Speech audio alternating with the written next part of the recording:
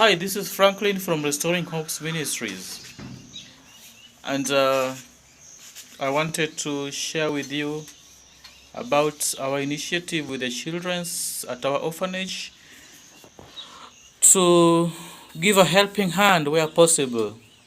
So we are experiencing a lot of floodings like never before, and adding to the COVID-19 pandemic, our people are really suffering, and we want to be a help to them where we can. So this afternoon we just want to demonstrate and do a hand washing soap. So we are going to distribute these soaps to the families who are poor and cannot afford these soaps.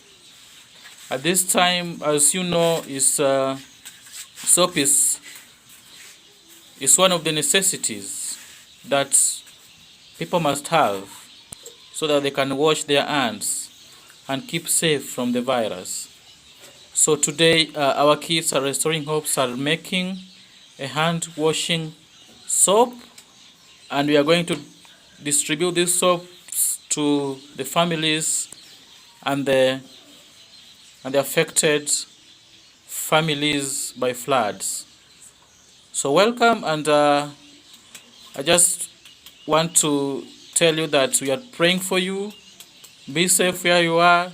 Pray for us, and all together this will be a history.